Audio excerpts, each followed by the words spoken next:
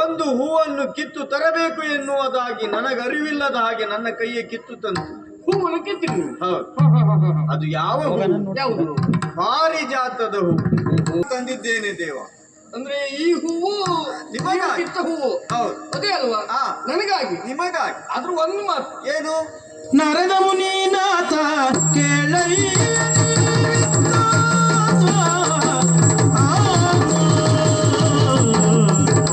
ನಾರದ ಮುನಿನಾಥ ಕೇಳಯ್ಯ ನೀವಿತ್ತ ಪಾರಿಜಾತದ ಪುಷ್ಪವು ಪಾರಿಜಾತದ ಪುಷ್ಪವು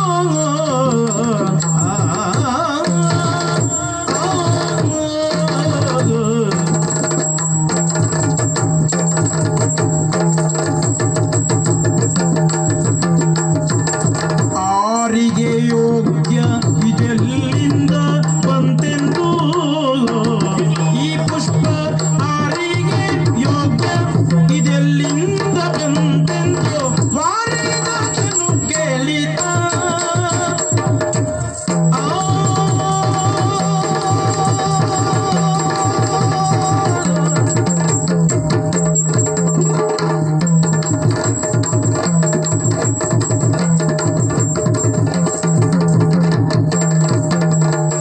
ಆರಿಗೆ ಯೋಗ್ಯವಿದೆಲ್ಲಿಂದ ಬಂತೆಂದು ವಾರಿದಾಸನು ಕೇಳಿದ.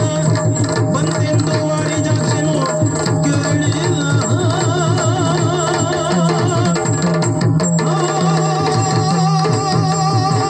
ಸ್ವಾಮಿ, ದೇವ, ನೀವು ಕೊಟ್ಟಾಕ್ಷರದಲ್ಲಿ ಮಹಾಪ್ರಸಾದ ಅಂತ ಸ್ವೀಕರಿಸಬಹುದಿತ್ತು.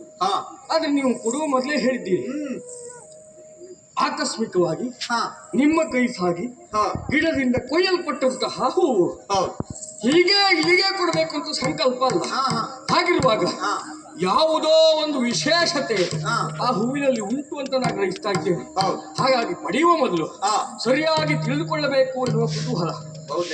ಹಾಗಾಗಿ ಪ್ರಶ್ನೆ ಮಾಡ್ತಾ ಇರುವುದು. ಸರಿ, ಬೇಡ ಅಂತಲ್ಲ, ಪಡೆಯುವ ಮೊದಲು ಈ ಹೂವಿನ ಹೆಸರೇನು, ಅದು ಎಲ್ಲಿಂದ ಬಂದದ್ದು, ಅಲ್ಲ ಅದನ್ನು ಧರಿಸಬೇಕು ಅಂತಾದ್ರೆ ಧರಿಸಬೇಕಾದ ವ್ಯಕ್ತಿಗೆ ಇರಬೇಕಾದ ಯೋಗ್ಯತೆ ಏನು, ಅಂದ್ರೆ ಯಾರಿಗೆ ಯೋಗ್ಯ, ಜೊತೆಗೆ ಅದರದ್ದೇನಾದ್ರೂ ಫಲ ಉಂಟೋ. ಯಾಕೆಂದ್ರೆ ಹೂವನ್ನು ಮುಡಿಯುವ ಕಾಲಕ್ಕೆ ಕೆಲವು ಹೂಗಳಿಗೆ ಕೆಲವೊಂದು ವಿಶೇಷತೆಗಳಿರ್ತದೆ. ಈಗ ಸಂಪಿಗೆ ಮೂ ಆಹ್ಲಾದವನ್ನು ನೀಡುವುದೊಟ್ಟಿಗೆ ಮನಸ್ಸನ್ನು ಒಂದು ರೀತಿ ಮತ್ತಿಗೆ ನುಗ್ಗುತ್ತದೆ ಅಲ್ವಾ.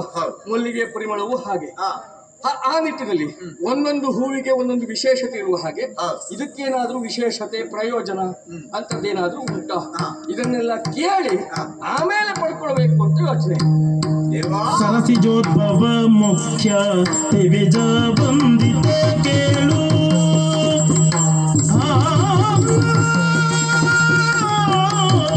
ಸರಸಿಜೋದ್ಭವ ಮುಖ್ಯ ದಿವಿಜ ವಂದಿತ ಕೇಳು. ಸುರಲೋಕದಿಂದ ನಾನು ಸುರಲೋಕದಿಂದ ನಾನು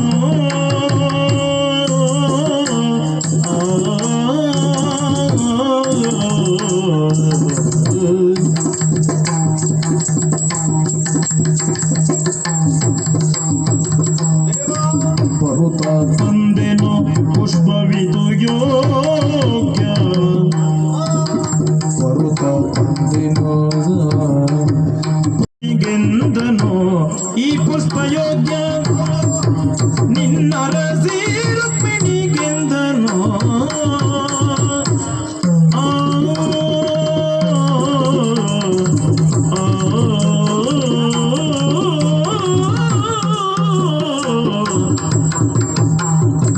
ತಂದೇನೋ ಪುಷ್ಪವಿದು ಯೋಗ್ಯ. ನಿನ್ನರಸಿ ರುಕ್ಮಿಣಿಗೆಂದನು ಇದು ಯೋಗ್ಯ. ನಿನ್ನರಸಿ ರುಕ್ಮಿಣಿಗೆ ಎಂದನು.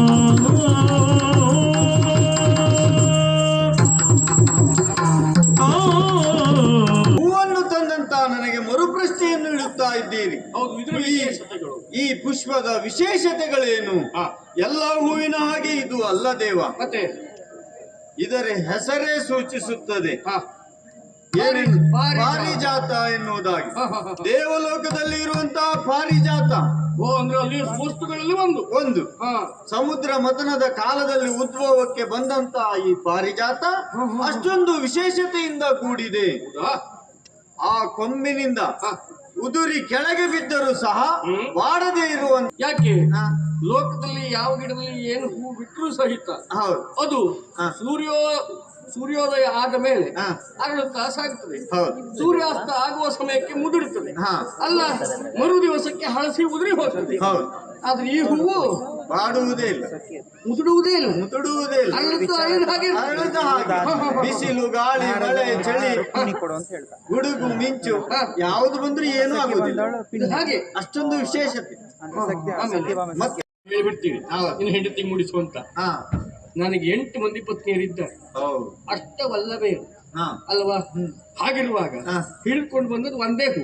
ಹಾ ಈ ಒಂದು ಹೂವನ್ನು ತಕೊಂಡು ಹೋಗಿ ಅವ್ರ ಎದುರಿಗೆ ನಿಂತ್ಕೊಂಡ್ರೆ ಹಾ. ಎಲ್ಲರೂ ತನಗೇ ಬೇಕು ಅಂತ ಹೇಳ್ತಾರೆ. ಹೌದು ಹೂವು ಬೇಡ ಅಂತ ಹೇಳುವ ಹೆಮ್ಮಕ್ಕಳೇ ಪ್ರಪಂಚದಲ್ಲಿ ಇಲ್ಲ. ಹಾ. ಹಾಗಿರುವಾಗ ಹೂವಿಗಾಗಿ ಮತ್ತೆ ಗಲಾಟೆ ನಡೆದ್ರು. ಮತ್ತೆ 8 ಮಂದಿ ಸೇರಿ ಈ ಒಂದು ಹೂವನ್ನು ಪಡೀಲಿಕ್ಕೆ ಬಂದ್ರೆ ಒಂದೊಂದು ಹೆಸರಾದ್ರೂ ಸಿಗ್ತದೆ. 5 ಹೆಸರು ಉಂಟು ಅದಕ್ಕೆ. ಈ ಇದ್ದಾಳೆ ಹಿರಿಯ ಪತ್ನಿ ಯಾರು? ಹ. ಹಿರಿಯ ಪತ್ನಿ ನಾನು ಮೊದಲು ಮದುವೆ ಆಗಿದ್ದು ಹಾ. ರುಕ್ಮಿಣಿಯನ್ನ. ಹೌದು ಹೌದು ಅದು ಹಾ. ಹ. ಅವಳಿಗೆ ಮುಡಿಸಿದ್ರೆ ಆಯ್ತು, ಅಂದ್ರೆ ರುಕ್ಮಿಣಿಗೆ ನಾನು ಇದನ್ನ ತೊಡಿಸಿದ್ರೆ ಆಯ್ತು. ಅಷ್ಟೇ ಅಲ್ವಾ? ಹಾಗಾದ್ರೂ ಸಮಸ್ಯೆ ಇಲ್ಲ. ಆದ್ರೆ ನಾನು ಈಗ ಹೋಗಿ ಮುಡಿಸ್ಬೋದ? ಹಾಗೆಲ್ಲ ನೀವು ಹೋಗಿ ಮುಡಿಸಿದ್ರೆ ಆಗುದಿಲ್ಲ, ಅಂದ್ರೆ ನನ್ನ ಎದುರಿಗೆ ಮುಡಿಸಬೇಕು. ಯಾಂತದ್ದು ಸ್ವಾಮಿ, ಹಾ ಸಂಸಾರ ಇಲ್ಲ, ಮಕ್ಕಳಿಲ್ಲ, ಮನೆ ಇಲ್ಲ, ಹಾ ನಿಮಗೆ ಗಂಡ ಹೆಂಡ್ರು ಸರಸ ನೋಡುವಂತ ಬೈಕಿಯ ಯಾಕೆ ನೋಡ್ಬಾರ್ದಾ? ತಪ್ಪಾಗುವುದಿಲ್ವಾ? ಅದು ಹೇಗೆ ತಪ್ಪಾಗ್ತದೆ? ನೀವು ಬ್ರಹ್ಮಚಾರಿಗಳು, ಗಂಡ ಹೆಂಡ್ರ ಸರಸ ನೋಡಕೂಡದು, ನಿಷಿದ್ಧ ಅದು. ಯಾರು ಹೇಳಿದ್ದು?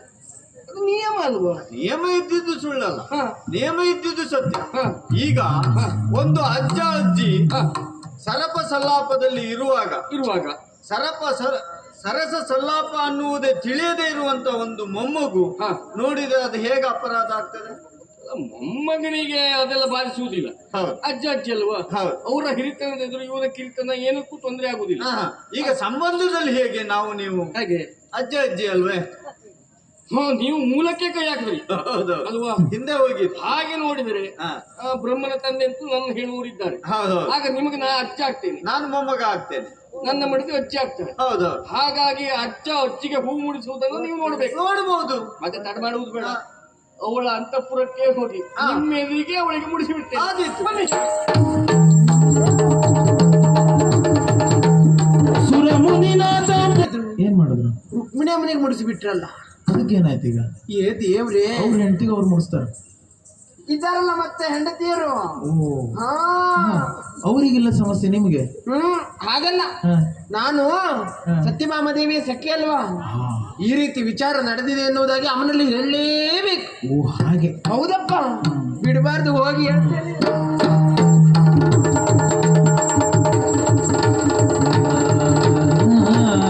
ತೆರಳುತ್ತ ರಾಜೀಪ ಮಣಿ ಮಂದಿರವ ಪಕ್ಕೊಡನೆ ಸತ್ಯಭಾಮೆಯೊಳುರೆದಳ್.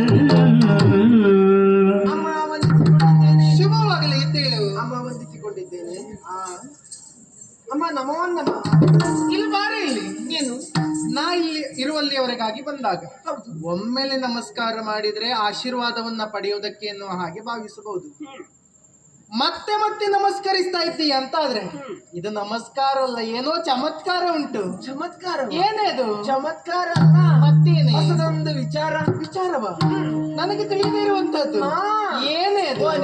ನೀರೆ ಕೇಳೆ ಸತ್ಯಭಾಮೆ ನಾರದ ನಿಲ್ಲಿಗೆ ಬಂದು. ನೀರೆ ಕೇಳೆ ಸತ್ಯಭಾಮೆ, ನೀರೆ ಕೇಳೆ ಸತ್ಯಭಾಮೆ ನಾರದ ಇಲ್ಲಿಗೆ ಬಂದು, ನಾರದನಿಲ್ಲಿಗೆ ಬಂದು ವಾರಿಜಾಕ್ಷಗಿತ್ತನೊಂದು ಪಾರಿಜಾತವ. ವಾರಿಜಾಕ್ಷಗಿತ್ತನೊಂದು ಪಾರಿಜಾತವ, ಪಾರಿಜಾತವ.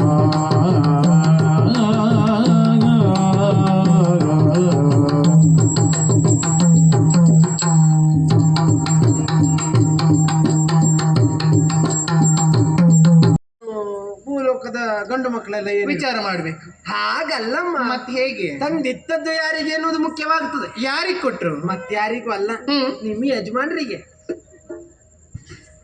ಕೃಷ್ಣ ಸ್ವಾಮಿಗೆ ಇತ್ತದ್ದು ಇದೊಂದು ವಿಷಯವೇನೆ. ಬರುವಂತಹ ಸಂದರ್ಭ ನಮ್ಮ ಉಪವನ ಎಲ್ಲೋ ಕಂಡಿತು. ಒಂದು ಹೂವನ್ನು ಹೀಗೆ ಕಿತ್ರು, ಕೃಷ್ಣ ಸ್ವಾಮಿಯ ಕೊಟ್ರು, ಮುಗಿಯಿತಲ್ಲ. ನಿನಗೊಂದು ಹೇಳಲ್ಲ, ದೇವರನ್ನ ಕಾಣುವುದಕ್ಕೆ ಹೋಗುವಾಗ, ವಯೋವೃದ್ಧರನ್ನ ಕಾಣುವುದಕ್ಕೆ ಹೋಗುವಾಗ, ಬಾಳಂತಿ ಸ್ತ್ರೀಯರನ್ನ ಕಾಣುವುದಕ್ಕೆ ಹೋಗುವಾಗ ಏನಾದ್ರೂ ತೆಗೆದುಕೊಂಡು ಹೋಗಬೇಕು. ನೀನಾದ್ರೂ ಅಭ್ಯಾಸ ಮಾಡಿಕೋ. ಅಲ್ಲ, ನೀವು ಈಗಾಗಲೇ ಹೇಳಿದವರು ಏನು? ಇಂಥವರನ್ನೆಲ್ಲ ಕಾಣುವುದಕ್ಕೆ ಹೋಗುವಾಗ ರಿಕ್ಷಕ್ಕೆ ಹೋಗಬಾರ್ದು ಅಂತ. ಯಾವುದು? ರಿಕ್ತ ಹಸ್ತದಿಂದ ಬರಿಗೈಯಲ್ಲಿ ಹೋಗಬಾರದು ಎನ್ನುವ ಹಾಗೆ. ನಿನಗೊಂದು ಹೇಳೇನೆ ಗೆಳತಿ, ಕೆಲವರೆಲ್ಲ ದೇವರನ್ನ ಕಾಣುವುದಕ್ಕೆ ಹೋಗುವಂತಹ ಸಂದರ್ಭ ಫಲ ಪುಷ್ಪಗಳನ್ನ ಪತ್ರೆಗಳನ್ನ ತೆಗೆದುಕೊಂಡು ಹೋಗ್ತಾರೆ. ಬಿಲ್ವ ಪತ್ರೆಯೋ ತುಳಸಿ ಪತ್ರೆಯೋ. ಇನ್ನು ಕೆಲವರು ತೆಗೆದುಕೊಂಡು ಹೋಗ್ತಾರೆ ಯಾವ ಪತ್ರೆಯನ್ನ? ಯಾವುದನ್ನ? ಕೇವಲ ತಾಪತ್ರೆಯನ್ನ ತೆಗೆದುಕೊಂಡು ಹೋಗ್ತಾರೆ, ಮತ್ತೆ ಯಾವುದನ್ನು ತೆಗೆದುಕೊಂಡು ಹೋಗುವುದಿಲ್ಲ. ಹಾಗಾಗಿ ಮಾತಿಲ್ವಾ? ಹಾ, ಸಂಕಟ ಬಂದಾಗ ವೆಂಕಟರಮಣ ಅಲ್ವೇನೆ? ಹಾ, ಆದ್ರೆ ತಂದಿರುವಂತ ಪುಷ್ಪ ವಿಶೇಷವಾದದ್ದು. ನಿಮ್ಮ ಉಪವನದ್ದು ಅಲ್ಲ, ಭೂಲೋಕದ ಪುಷ್ಪವೂ ಅಲ್ಲ. ಮತ್ತೆ ಎಲ್ಲಿಯದೆ? ಅದು ಮೇಲಿನ ಲೋಕ 4 ಲೋಕ ಉಂಟಂತಲ್ಲ. ಎಷ್ಟು? 1 2 ಅಲ್ಲ 4 ಉಂಟಂತೆ. 4 ಅಲ್ಲ 14 ಉಂಟು. 14 ಉಂಟು. ಅದ್ರಲ್ಲಿ ಯಾವುದಂತೆ? 4 ಅಂತ ಹೇಳಿದ್ರು. 4 ಲೋಕ. ಅದ್ರ ಹೆಸರೇ ಆಗ 4 ಲೋಕ, ಸ್ವರ್ಗ.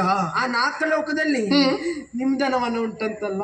ಹೌದು, ನಾನು ಕಳಿಸಿದ್ದೇನೆ ಅಲ್ಲಿ. ಹೌದಾ? ಇಲ್ಲಿ ಸ್ಥಳ ಸಾಕಾಗ್ಲಿಲ್ಲ ಮೇಯುವುದಕ್ಕೆ, ಅದಕ್ಕೆ ಮೇಲೆ ಕಳಿಸಿದ್ದೆ. ಅಷ್ಟೆಲ್ಲ ಉಂಟು ನಿಮ್ದು? ಅದಲ್ಲ, ನಂದನವನ.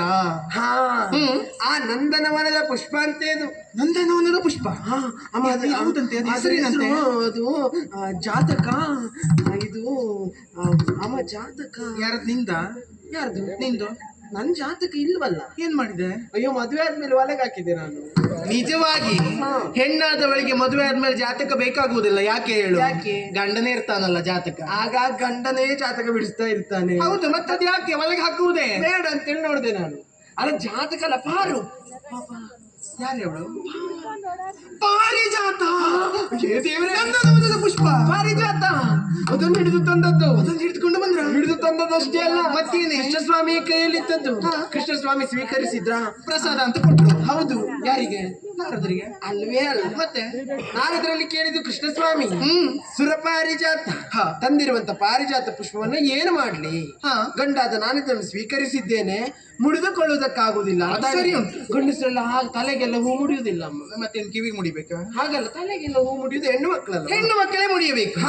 ಹಾಗಾಗಿ ಏನು ಮಾಡ್ಲಿ ಅಂತ ಕೇಳಿದ್ದು. ಹಾಗೇನ್ ಹೇಳಿದ್ರು? ನಾರದ್ರು ಹೇಳಿದ್ರು, ಇದ್ದಾರಲ್ಲ 8 ಮಂದಿ ಹೆಂಡತಿಯರಲ್ಲಿ ರೂಪವತಿ, ಕುಲವತಿ, ವಿದ್ಯಾವತಿ, ಐಶ್ವರ್ಯವತಿ, ನಿಗರ್ವವತಿ, ಈ ಎಲ್ಲ ಯೋಗ್ಯತೆಯನ್ನು ಹೊಂದಿರುವಂತ ಒಬ್ಬ ಆಕೆಗೆ ನೀಡಬೇಕು ಅಂತ ಆಡಿದ್ರು. ಬಹುಶಃ ಬರ್ತಾ ಇದ್ದಾರೆ. ನನ್ನವರು ಇಲ್ಲಿಗೆ ಬರ್ತಾ ಇದ್ದಾರೆ. ಹೌದು. ಯಾಕೆ? ನಿನ್ನಲ್ಲಿ ಕೇಳ್ತೇನೆ, ಏನು? ಈ ದ್ವಾರಕೆಯಲ್ಲಿ ರೂಪವತಿ ಯಾರು? ನೀವೇ. ಶೀಲವತಿ ಯಾರು? ಅಯ್ಯೋ ನೀವೇ. ಗುಣವತಿ ಯಾರು? ಅಯ್ಯೋ ನೀವೇ. ಗರ್ವವತಿ ಯಾರು? ನೀವು. ಸರಿ ಉಂಟು. ಇನ್ನು ಗಟ್ಟಿಯಾಗಿ ಹೇಳು, ಇನ್ನು ಗಟ್ಟಿಯಾಗಿ ಹೇಳು. ನೀವೇ. ಗೆಳತಿ, ಏನು? ಅಹಂಕಾರ ಎನ್ನುವಂತಹದ್ದು ಅಲಂಕಾರ ರೂಪದಲ್ಲಿ ಇರಬೇಕು. ಏನು ಇಲ್ದಿದ್ದವರೇ ಅಹಂಕಾರ ಪಡ್ತಾರೆ. ಇನ್ನು ಕೈ ನಮ್ ಕಡೆ ಬೇಡ. ಹಾಗಲ್ಲವೇ, ನಿನ್ನನ್ನು ಸೂಚಿಸಿದ್ದಲ್ಲ. ಏನು ಇಲ್ಲದವರೇ ಅಹಂಕಾರವನ್ನ ಸೂಚಿಸುವಾಗ ಈ ದ್ವಾರಕೆಯಲ್ಲಿ ಮೊದಲೆಲ್ಲ ಏನಿತ್ತೆ? ಮರದ ಕಂಬಗಳಲ್ವಾ? ಹೌದಪ್ಪ. ಅದಕ್ಕೆಲ್ಲ ಬಂಗಾರದ ಲೇಪನ ಹಾಕಿದ್ಯಾರು? ನೀವೇ. ನಾ ಹಾಕಿದ್ದಲ್ಲ, ನಾ ಹಾಕ್ಸಿದ್ದು. ನೀವು ಹಾಕ್ಸಿದ್ದ? ನಾ ಏನ್ ಆ ಕೆಲಸ ಮಾಡುವವಳ? ಹಾಗಿದ್ರೆ ನಾವೆಲ್ಲ ತಿಳಿದದ್ದು ಹಾಗೆ. ನೀವು ದ್ವಾರಕೆಗೆ ಬಂದ್ರಿ ಅಂತ ಆದ್ರೆ ನೀನು ಮನೆಗೆ ಹೋಗು. ಬರ್ತಾರೆ, ಅವ್ರು ಬರ್ತಾರೆ. ಹೂ ತೆಗೆದುಕೊಂಡು ಬರ್ತಾರೆ. ಯಾವ ಹೂವು? ನೀ ಹೇಳಿದ ಪಾರಿಜಾತ. ನಿಮ್ಮ ಯಜಮಾನ್ರಿಗೆ ಗೊಂಡೆ ಹೂ ಹಿಡ್ಕೊಂಡು ಬರ್ಬೇಕು. ಪಾರಿಜಾತೆಯಲ್ಲಿ ಪಾರಿಜಾತ ಇದ್ರಲ್ಲ ತರುವುದಕ್ಕೆ. ಭಾರತದಲ್ಲಿ ತೆಗೆದುಕೊಂಡು ಹೋದ್ರ? ಕೊಟ್ಟವ್ರು ತೆಗೆದುಕೊಂಡು ಹೋದ್ರು. ಇದು ನಾರದ